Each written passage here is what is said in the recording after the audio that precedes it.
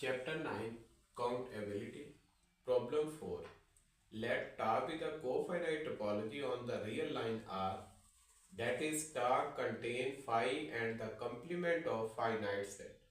Show that R tau does not satisfy the first axiom of countability. Tau cofinite topology है on real line R, यानी tau contain करेगी phi को और finite sets के complement show करना है कि ये जो कोफाइनाइट टोपोलॉजी रियल लाइन आर पे डिफाइन है ये फर्स्ट एक्सियम ऑफ काउंटेबिलिटी को सेटिस्फाई नहीं करती, यानी ये फर्स्ट काउंटेबल स्पेस नहीं है। सॉल्यूशन देखें। सपोज कर लें कि ये जो आर टा है ये सेटिस्फाई करती है C1 को, यानी ये फर्स्ट काउंटेबल स्पेस है। अगर ये फर्स्ट काउंटेबल स्पेस है तो फिर R के हर एलिमेंट पे हमें काउंटेबल ओपन लोकल बेस मिलेगी। अब देखें 1 बिलोंग कर रहा है R को, इसलिए 1 के ऊपर countable open local base B1 exist करेगी। B1 इक्वल है Bn such that n belong to capital है। अब देखें ईच Bn इज टा ओपन, B1 का हर मेंबर Bn जो है ये टा ओपन कहलाएगा और इसका जो कंप्लीमेंट है ये क्लोज होगा और ये क्लोज भी होगा और ये फाइनाइट भी होगा। उसकी रीजन क्या है? देखिए टा जो है ये फाइनाइट सेट के कंप्लीमेंट को कंटेन करता है, ठीक है, यानी टा में कंप्लीमेंट मौजूद है किसके? फाइनाइट सेट के।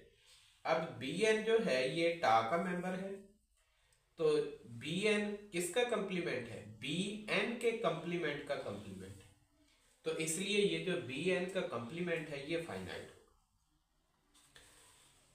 उसके बाद हम लेट करेंगे A इक्वल है union of Bn complement such that n belong to capital N, यानी ये जो Bn के कंप्लीमेंट आएंगे इन सब का हमने यूनियन ले लिया।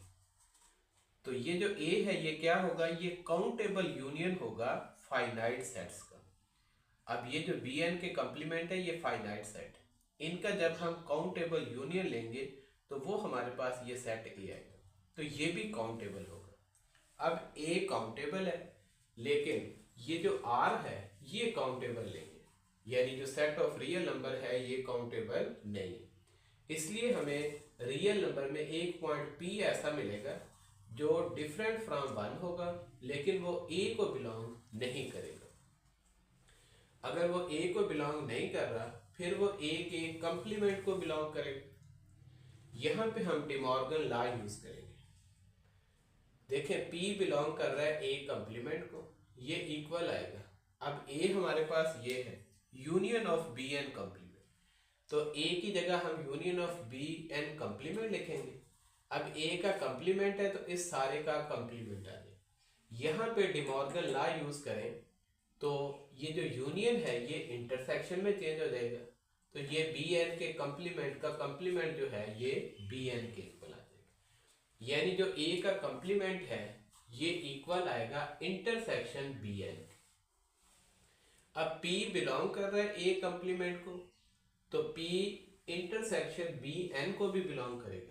It's mean P belong to Bn for every n belong to capital N, यानी P जो है वो हर Bn को बिलोंग करेगा। ऑन द अदर हैंड ये जो P का कंप्लीमेंट है ये टा ओपन सेट है, ये जो P का कंप्लीमेंट है ये भी ओपन सेट है। उसकी रीजन क्या है कि ये कंप्लीमेंट है फाइनाइट सेट P का। यहाँ पे हमने लिखा है कि ये जो टा है ये फाइनाइट सेट के कंप्लीमेंट को कंटेन करता है। P फाइनाइट है, उसका जो कंप्लीमेंट है ये अब टा को बिलोंग करेगा, ये ओपन सेट होगा। और ये जो P का कंप्लीमेंट है ये कंटेन करेगा 1 को। उसकी रीजन क्या है? क्योंकि P is different from 1, P 1 से डिफरेंट है इसलिए P का कंप्लीमेंट 1 को कंटेन करेगा। और B1 लोकल बेस है 1 की, इसलिए हमें B1 का एक मेंबर Bn नॉट ऐसा मिलेगा जो सबसेट होगा P के कंप्लीमेंट।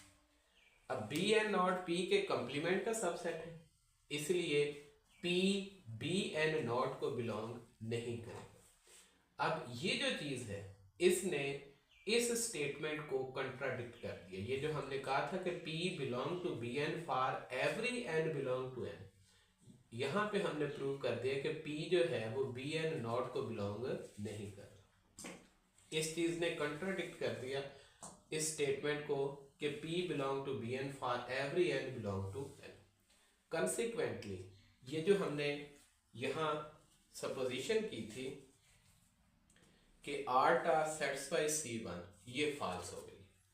तो इसलिए ये जो कोफाइनाइट टोपोलॉजी जो रियल लाइन R पे डिफाइन है, ये फर्स्ट काउंटेबल स्पेस नहीं हो।